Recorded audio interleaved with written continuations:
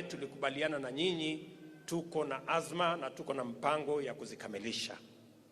Niliona niseme hivyo kwa sababu ni vizuri ninyi kama watu wa Eastlands mjue ya kwamba serikali mliochagua inawakumbuka, mipango yenu imewekwa vizuri, na hatutasahau ahadi ya watu wa hapa Embakasi Central, Embakasi West, Embakasi East na zile constituencies zingine za Mathare ambazo ziko katika sehemu hii. Nilikuja juzi kwa sababu ya matatizo ya hospitali.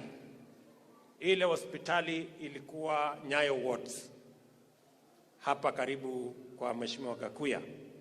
Vile vile tumeweka pesa pale kwa sababu sasa, ili kutoa msongamano Mamalusi na kutoa msongamano kule Kenyatta, pia hiyo Nyayo Wards ambayo itaserve this area, tumeweka pesa, tunataka kuzikamilisha ndio itumike iwe hospitali nyingine level 4 ambayo itasaidia watu wa Eastlands.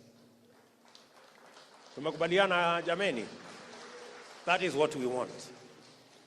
Mwisho, mimi nataka niwaulize hivi. Safari hii ya kubadilisha Kenya, hatutaki kurudisha Kenya mahali pa kugawanyika na ukabila na siasa chafu.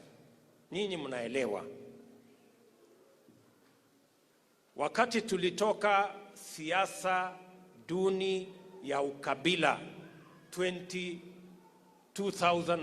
2007-2008, Mheshimiwa Uhuru Kenyatta rafiki yangu na mimi tuliketi chini na tukasema lazima tubadilishe msingi wa siasa ya Kenya. Tuondoe siasa ya ukabila na chuki na migawanyiko. Tuweke siasa ya sera ya maendeleo na kubadilisha maisha ya Wakenya. Na hatukurudi nyuma. Ni kwa sababu ya hiyo msingi tulikubaliana na Mheshimiwa Uhuru Kenyatta.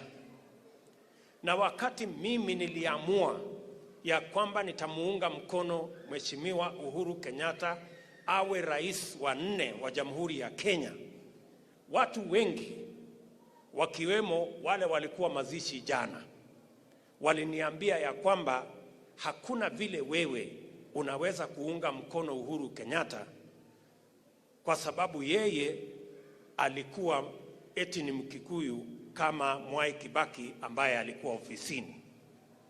Lakini niliwaeleza siku hiyo na ninawaeleza hata na leo ya kwamba niliunga mkono Mheshimiwa Uhuru Kenyatta sio kwa sababu ya kabila yake, sio kwa sababu alikuwa anawakilisha kabila yake, ni kwa sababu mimi na yeye tuliketi chini tukakubaliana kwa sera ya kuweka maendeleo Kenya hii ya barabara na reli na kuunganisha stima na kujenga technical training college na kuweka maji katika taifa letu la Kenya, ndio Kenya iwe bora kuliko vile ilivyokuwa wakati huo. Hiyo ndio sababu niliunga mkono Mheshimiwa Uhuru Kenyatta. Na nilimuunga mkono nikijua ya kwamba Mwai Kibaki alikuwa ofisini, na ilikuwa ni makusudi ndio tuweze kuondoa siasa ya ujinga ya kuweka watu katika mirengo ya kabila. Mimi nataka niwaulize, hatuwezi, na nataka nirudie, hatuwezi kurudi katika siasa ya ukabila. Kenya hii itapiga hatua ya kwenda mbele. Kila kiongozi, kama unatafuta MCA, kama unatafuta mjumbe ama governor ama senator ama women rep ama rais, usitafute uongozi kwa sababu ya kabila yako. Hauwezi kuwa kiongozi eti kwa sababu unawakilisha kabila yako. Tafuta uongozi kwa sera na agenda yale utafanyia Wakenya. Wakenya watachagua sera, sio kabila. Na mimi nataka niwapatie free advice wale wote ambao wanaota ndoto eti watatembea na kabila yao, eti watatuuzia ati wao wana represent kabila yao, ya kwamba Wakenya wamechanuka na Wakenya wanataka kujua sera ni gani, ideas uko nazo, kama uko na track record ndio waweze kukuchagua. So mimi nawauliza, kwa sababu nasikia sasa tumeanza tena eti kurudi nyuma kuongea mambo ya makabila. Sisi wote, mimi William Ruto nikiweko, tunatafuta uongozi sio kwa sababu ya kabila yako ama kwa sababu unawakilisha kabila yako, ni kwa sababu either uko na sera, uko na mpango, ama kama huna, basi wananchi hawa watajua vile wataamua. Tunaelewana jameni? Na mimi nataka niseme hivi, ya kwamba saa hizi kuna msukosuko, kuna matatizo, watu wamechanganyikiwa kwa sababu tumesema lazima tubadilishe mazungumzo na mjadala katika taifa letu la Kenya. Tumesema hivi, na watu wengi saa hizi wale ambao wamezoea kutuuzia ukabila, saa hizi wamepata wasiwasi kwa sababu biashara yao ya ukabila na bei ya ukabila Kenya imepungua, na hasara itapatikana kwa biashara yao, kwa sababu Wakenya hawataki kuuziwa ukabila tena, wanataka kuuziwa sera, na wanataka kujua maisha yao itabadilika vipi, changamoto walizonazo itashughulikiwa vipi, na uko na mpango ya kushughulikia mahitaji yao na changamoto zao, na uko na suluhu ya yale mambo yanahitaji, ama wewe unatuuzia tu kabila yako na mambo duni ya kusema wewe unatoka sehemu fulani. Mimi nataka niseme hivi kwa marafiki zetu, hii mjadala lazima tutabadilisha. Mujipange, mkue tayari, kwa sababu nyinyi mnataka kutuuzia mambo ya makabila. Mahasla wa Kenya wana biashara na makabila, wanataka kujua biashara yao ya kuuza mboga ama ya bodaboda ama ya kiosk ama ya saloon ama hiyo ingine itaendelea namna gani. They have no business na mambo ya makabila. Jambo la pili, msituambie tutakuwa tunaongea mambo ya viongozi na interests zao. Lazima katika hiyo mjadala tuongee mambo ya wananchi na mahitaji yao na shida zao. Jambo la tatu, hamuwezi kutuambia tutaongea mambo ya mamlaka na vile viongozi watagawana mamlaka. Vile vile katika hiyo meza lazima tuongee mambo ya mwananchi mdogo, empowerment ya mwananchi mdogo, opportunity ya mwananchi mdogo na biashara yake. Atafanya biashara vipi? Atasaidiwa kufanya biashara vipi wakati viongozi wanazungumzia mambo ya kugawana mamlaka? Jambo la nne, vile wanataka tuongee mambo ya vyeo na vile viongozi watagawana vyeo, sijui prime minister, sijui deputy prime minister, sijui rais na hiyo ingine. Lazima pia tuongee mambo ya kazi kwa mamilioni ya vijana wa taifa la Kenya ambao hawana matumaini. Kwa hivyo jameni, tuvumiliane, kwa sababu lazima tuongee hii maneno. Na tunasema ya kwamba haja yetu ni kuhakikisha ya kwamba katika meza mahali mambo ya Kenya inajadiliwa, itazungumzwa mambo ya wale, lakini pia mambo ya wananchi lazima izungumzwe pale. Na hiyo meza lazima itutoshe sisi wote. Kila mtu lazima akuwe katika hiyo meza. Tunaelewana jameni? Iko makosa tukisema sisi wote tuketi katika meza moja. Na hii si kuchochea mtu, hii si kuchochea watu, hii ni kusema ukweli ya kwamba kama mambo ya viongozi itazungumzwa, mambo ya wananchi izungumzwe. Kama mambo ya mamlaka itazungumzwa, mambo ya empowerment ya wananchi izungumzwe. Kama mambo ya vyeo itazungumzwa, mambo ya kazi kwa vijana izungumzwe. Hiyo ndio Kenya sisi tunataka. Kuna makosa jameni tukienda barabara hiyo? And that is why we are saying to our friends, we cannot degenerate. We cannot go back. When I supported Uhuru Kenyatta, it was not because of his tribe. It was not because he represented any tribe. It was because we agreed on an agenda and on a program that would transform this nation. And I supported Uhuru Kenyatta when President Kibaki was in office. Many of the people who were talking yesterday, they were the ones who are telling me, you cannot support another Kikuyu. And I told them, I am not supporting Uhuru Kenyatta because of his tribe. I am supporting Uhuru Kenyatta because we have a plan that will transform this nation.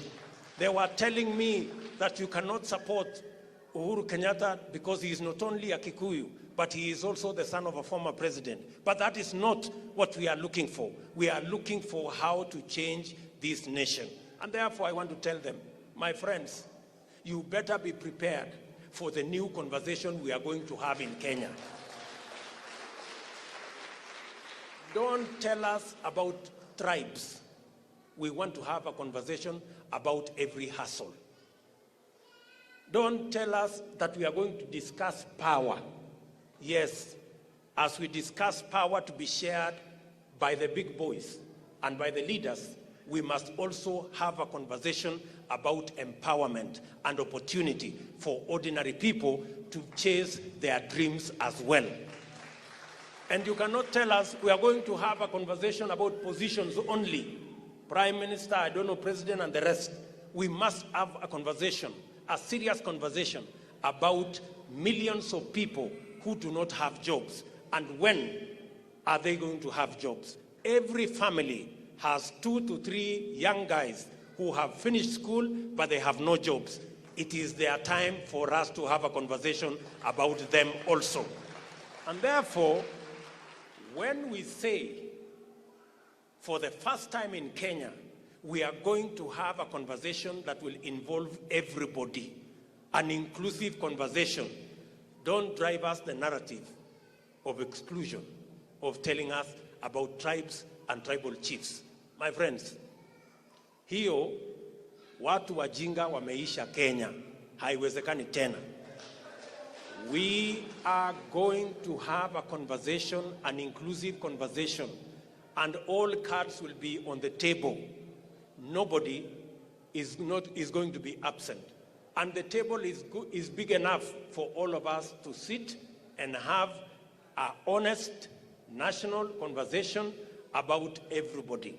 And that is what I am saying. That is what the Hustler Nation is saying. The Hustler Nation is saying this country belongs to all of us, and we must all sit at the table where we are going to have a honest national conversation. And let me say this for the record. It is not a must. It is not a condition that William Ruto or anybody must be president, but it is a must that we must all sit on the table. It is not negotiable. It is not negotiable that we can continue to have an exclusive conversation about few people and about some tribes and about some leaders. We are going to have a honest national conversation. And that is what the Hustler Nation is about. It is not a threat to anybody. It is not incitement of any nature. We are just going to have a honest conversation, all of us on a table, so that we can agree on how to move Kenya forward. If anybody is uncomfortable with that conversation, if that conversation is difficult for whatever reason, unfortunately, we must have it. It is not something that we can avoid.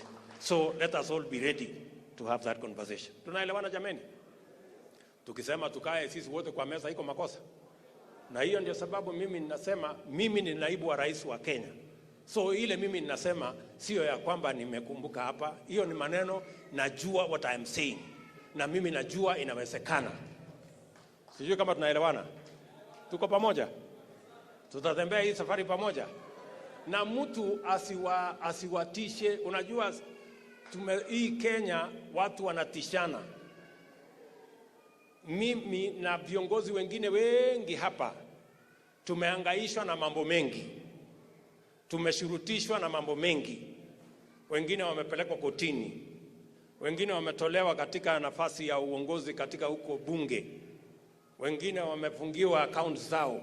Wengine wametumiwa KRA. Ati ndio tusikue na mjadala ya Wakenya wote. Mimi nataka niwaambie, hatuwezi kata tamaa, hatuwezi rudi nyuma. Hii mjadala lazima tukue naye. Na mimi na hawa viongozi hatutachoka until we have this conversation. So, my friends, don't waste your time with threats. Don't waste your time with blackmail. Don't waste your time with everything you are doing. You can do it as much as you want, but we must change this country and we must change the conversation. And we are going to have a table where every Kenyan is going to sit and where every issue is going to be discussed. It shall never be an exclusive table anymore. It is going to be an inclusive table that involves everybody. Tunaelewana? Tuko pamoja? Sasa nyinyi watu wa Westlands, mimi nataka niwaulize.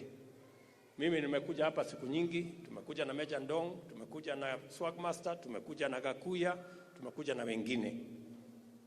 Kwa sababu wenye kuamua viongozi katika Kenya ni wananchi. Ni kweli ama si kweli? Sasa kuna watu wengine wanaambiwa watapatiwa uongozi kwa boardroom. Wengine watapatiwa uongozi kwa kutumia sijui kwa baa fulani. Ati kuna wengine watapatiwa na system. Ati kuna wengine watapatiwa na deep state. Sasa sisi tunasema sisi tuko tayari. Sisi tunajua uongozi inatoka kwa Mungu na wananchi. Hiyo yao watoe mahali watatoa, tutakutana kwa kiwanja. Tushakubaliana? Mimi nawauliza kwa unyenyekevu. Hivi karibuni tutakuwa na uchaguzi hapa Nairobi. Na sisi tunataka kuchagua mtu Nairobi ambaye anaelewa shida ya mahasla. Hatutaki mtu ya kubebewa na kuletewa. Nyinyi watu wa Nairobi mtaamua kuchagua kiongozi ambaye atashughulikia mambo ya mahasla. Mko tayari? Huyu Margret Wanjiru ndio candidate wetu ya mahasla ya Nairobi. Na sisi wote tutasimama nyuma yake.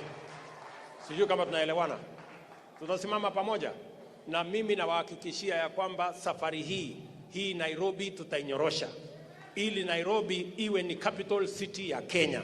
Na iwe ni mahali ambapo sura ya Kenya na heshima ya Kenya itaonekana katika city ya Nairobi. Sitaki kusema kuzidi hapo.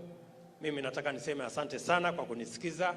Na mimi nitarudi tena na tena na tena mpaka tukamilishe mambo ya Eastlands, na tuko pamoja. Na wapenda sana na nawatakia baraka ya Mungu. Thank you very much.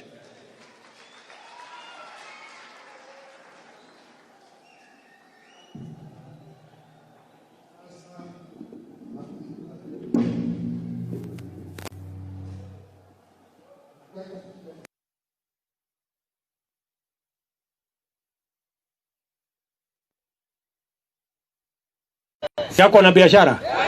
Si analisha watoto wake? Nilisikia mtu ya kitendawili jana akisema wheelbarrow ni takataka.